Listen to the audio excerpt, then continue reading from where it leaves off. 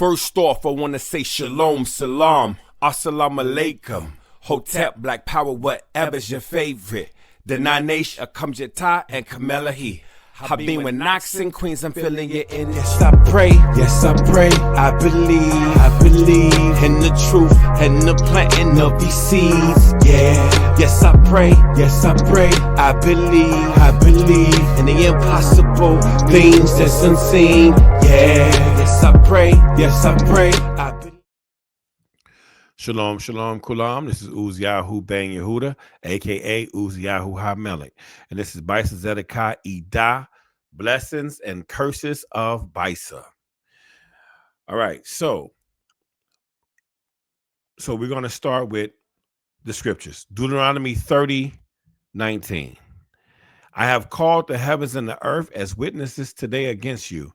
I have set before you the life and death, the blessing and the curse. Therefore you shall choose life so that you live, both you and your seed. So the blessings and the curses are based upon obedience and disobedience. Also, blessings and curses is economic. The blessings is the economic advantage of Bysa, and the curses is the economic disadvantage for Bysa, but economic advantage of Bysa enemies. And Bysa stands for B'nai Yisrael Shemitic African. All right, let's get it. We're going to start from left to right. So we have Bysa blessings, Bysa nation. Bysa nation is prosperous. When we have the Bysa nation, B'nai Yisrael Shemitic African blessing, B'nai Yisrael Shemitic African nation is prosperous. I call our nation Bysa Tzedakah. Tzedakah means righteousness nation, right? Because that is the key. That is the solution. That is the point. And we're going to see that later on. Deuteronomy 28:1-14, 28:1. And it shall be, if you diligently obey the voice of YHWH, your Elohim, to guard to do all his commands, which I command you today, that YHWH, your Elohim, shall set you high above all nations of the earth. He won't set you high, not just based upon your melanin, earthing, celestial, cosmic dust, dark matter. No, for us, for Bysa, for Israel, we will be set up high above all nations if we follow righteousness, if we obey Yah. Now, here's the blessings of obedience. Deuteronomy 28:1-14. Here's the summary. The national blessing, exaltation among nations. That's verse 1. Comprehensive overflow. Blessings overtaking the obedient. Verse 2. Urban and rural prosperity. City and field. Verse 3. Family, agriculture, and livestock fruitfulness. Verse 4. Material provision. Verse 5. Personal safety and favor in daily life. So that's personal safety and favor in daily life. Verse 6. Victory and supernatural protection from enemies. Verse 7. Productivity and prosperity in work. Our hands will be blessed in the creativity. Verse 8. Spiritual sanctification as a holy people. Verse 9. Divine recognition and respect from the nations, because we will have Yah upon us, and people will fear the name of Yah upon us. Divine recognition and respect from nations. Verse 11. Dominion and leadership position. So faithful obedience as the sustaining condition. So blessing is obedience and righteousness is economic. All right. Now let's move on to Bysa curses, Deuteronomy 28:15-68. So Deuteronomy chapter 28, verse 15. It shall be, if you do not obey the voice of YHWH, your Elohim, to guard to do all his commands and his laws, which I command you today, that all these curses shall come upon you and overtake you. So here is summary of the curses. So this is YHWH's summary of curse categories. National humiliation. verses 15 through 26. Physical affliction and disease, verses 27, 29, and 35. Family and possession loss, verses 30 to 34. Captivity and exile, verse 36, 37, 49 through 68. Agricultural destruction, verses 38 to 44. Economic reversal, verses 43 to 44. Divine judgment extended over time, verses 45 through 61. So the curses is disobedience and wickedness is economic, right? Bysa curses. Bysa nation is in poverty and slavery. And then you have our laziness, poverty, slavery. Everything we do, it don't work. We get defeated. We get by enemies. Everything is hard. You know, everything's a struggle. That's because Deuteronomy 28:15. And it shall be if you do not obey the voice of YAHWH, your Elohim, to guard to do all his commands and his laws which I command you today, that all these curses shall come upon you and overtake you. So trying to scheme and get out of the law and we're free from the law, somebody's trying to keep you in opposition with Yah. If a religion, if a group, camp, whoever, a religion, a group, a nation of people, philosophies trying to tell you don't follow the law, and then when you don't follow the law, you still see yourself in poverty, slavery, in jail, going through all these things. They're trying to set you up because they know that they don't want you to follow the laws of Yah, because everything will reverse. See, righteousness and wickedness is economic. Our disobedience, our curses, our wickedness is the economic advantage of your enemies, of other nations, of other groups who don't care about you. But your obedience, your righteousness is blessing, is economic for you and not them, because they're going to still be functioning on wickedness. And here's a third thing that can bring you a curse, bring you poverty, bring things that's not right. Bysa idolatry. So Bysa nation worshiping false and pagan gods and all these different concepts is not good for us either. Bysa idolatry, Deuteronomy chapter 4, verses 1 through 45. But we're going to focus on Deuteronomy chapter 4, verses 15 through 16. Therefore, diligently guard yourself, for you saw no form when YAHWH spoke to you at Horeb out of the midst of the fire. Verse 16, lest you shall do corruptly and shall make for yourself a carved image in the form of any figure, the likeness of male or female. So worshiping male or female, worshiping male or female, the gender male, the gender female, worshiping the female, the breast, the vagina, the booty, worshiping the male, the muscles, the abs, the penis, worshiping these things, not good.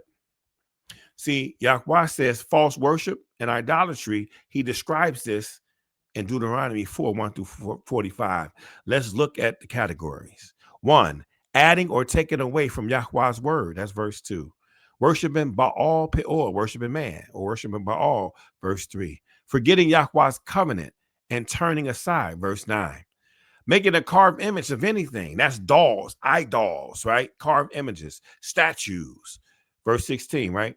Making the image of male or woman, man or woman, male or female, verse 16. Making the likeness of any animal on earth.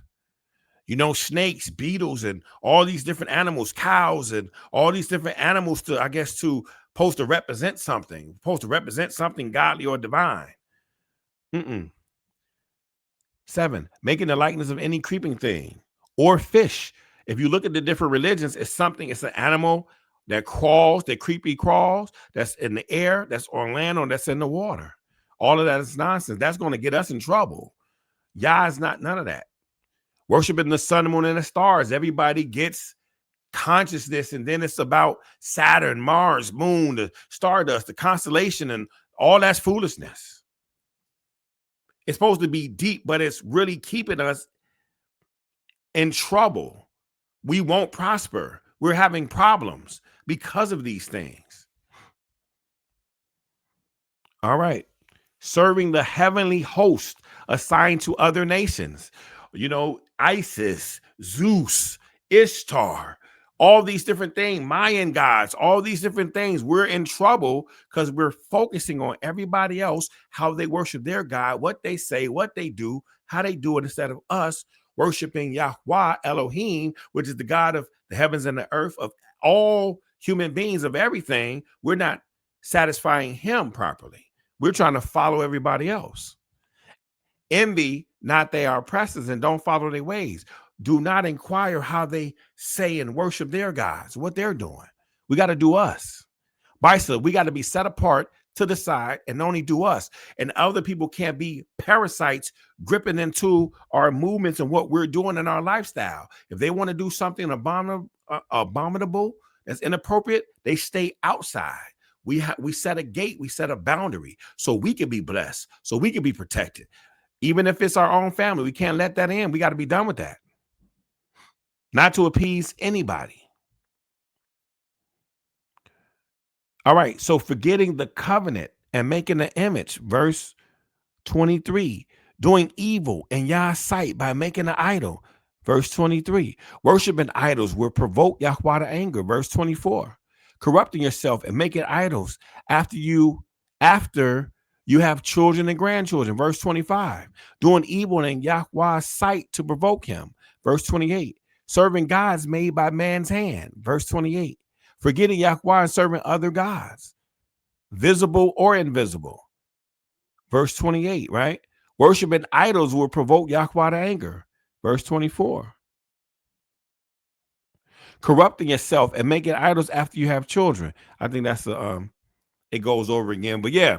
So these are the things we can't do. So false worship and idolatry can bring curses, can bring disobedience. That's disobedient, and it's wickedness. And then it's economic. It's an economic advantage for the nations.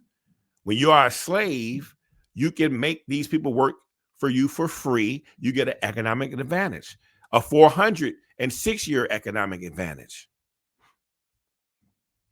All right.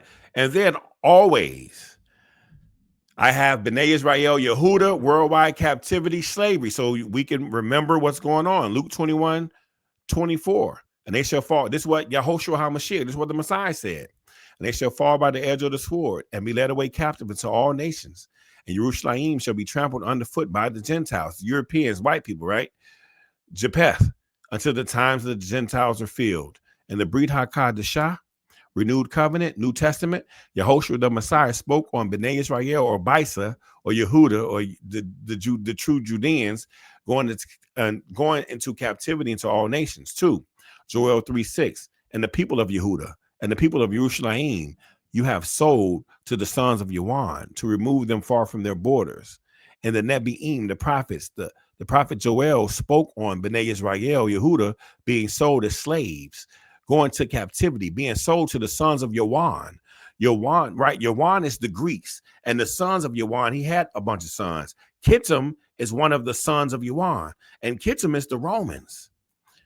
The Romans fell in 476 AD, and there were some offshoot nations of Rome.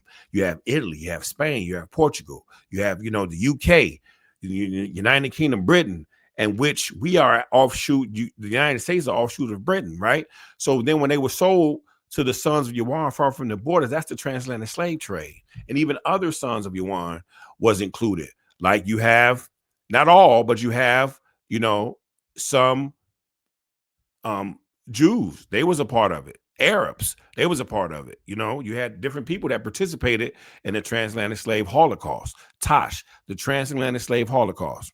Deuteronomy 28:64, and Yahweh shall scatter you among all peoples from one end of the earth to the other, and there you shall serve other mighty ones. Remember the idolatry, Bysa idolatry. You shall serve other mighty ones, which neither you nor your fathers have known. Wood and stone we serve.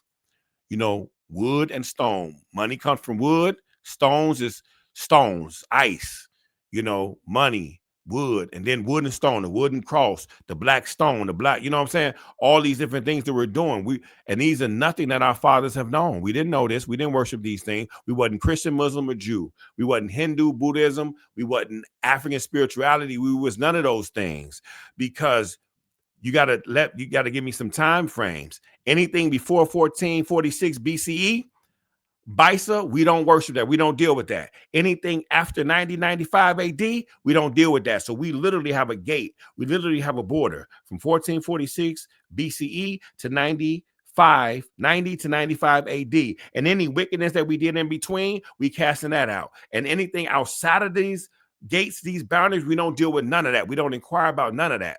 We're not trying to impress nobody. We're trying to get back right so we can be blessed. We're not trying to impress the conscious community, black power, none of that. We're trying to be righteous. We have to be set apart to be. We cannot be ashamed or be afraid to be righteous, even if it's our own people, our own nation. It doesn't matter. First Maccabees 3:48, and laid open the book of the law wherein the heathen has sought to paint the likeness of the images. So you have first in Russia, you have the Black Madonna, you have all these black biblical paintings and things in Europe and all over. And then when the whitewashing came, boom, it changed. So see the time, boom. So in order for us to have a call to action, we first got to have a call to understanding. We have to be one.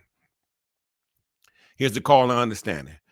One, that the Messiah, YAHOSHUA, Joshua, who the world incorrectly calls Jesus Christ, made a prophecy that B'nai Israel, Shemitic African, Bysa, we're going to worldwide captivity by the Gentiles, Japheth Europeans, white people.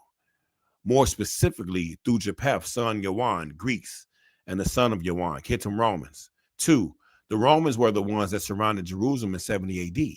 So the offshoot nations of Rome was present in 1619 and participated in the transatlantic slave holocaust. Tosh. Bysa was amalgamated in Africa with the Hamitic tribes and fled to West Africa and was captured and sold to the sons of Yawan and taken far from their borders. Three, to have a clear understanding that B'nai Israel, Shemitic African, Bysa people were black or melanated. Some of their modern day descendants are what we call African Americans or FBA, but we are more accurately today identified as Bysa. This is not skin doctrine or identity politics, because the world is currently functioning under white supremacy and whitewashing of history. This is important that we make the point clear. Remember, First Maccabees 3:48, right? And laid open the book of the law where the heathen has sought to paint the likeness of the image. This is whitewashing. This is white supremacy. This is white power. So when the Messiah said, in the times of the Gentiles, right? And they shall fall by the edge of the sword and be led away captive to all nations. Boom, that's the Gentiles doing that. And Jerusalem shall be trampled down underfoot by the Gentiles. That means being occupied, foreigners being there. Both of these situations happening until the time of the Gentiles are fulfilled. I say that the time of the Gentiles is white supremacy, whitewashing, white power, white supremacy. So this truth is not just for black people or melanated people. This truth is for white people. It's for Arabs, Asians, Jews, Gentiles, Africans, Arabs, whoever. For Hebrews, FBA, whoever you are. This for all of us, for the truth shall set you free. Oh, no man, nothing but the truth, and the truth shall set you free. All right. So I hope this is the one right here, right? This is the 11. And 11 is a number of blessing, as they say. So I hope this edifies. I hope this helps. You know, may y'all bless you. May y'all keep you. May he shine his face upon you and give you peace. Yeah, and then shalom, shalom, you all. Yes, I pray, I believe in Yahweh, Elohim, and YAHOSHUA is King. Yes, I pray, I pray, I pray, I pray, I pray, I pray, I pray, I pray 5 times a day, 5 times a day. Yeah. I'm Afro-Asiatic, yeah. Hebrew Israelite, a Shemitic, man, she's Afro-Asiatic. I'm Afro-Asiatic, yeah. Southern, I am Central, but we still have the scent. Yo.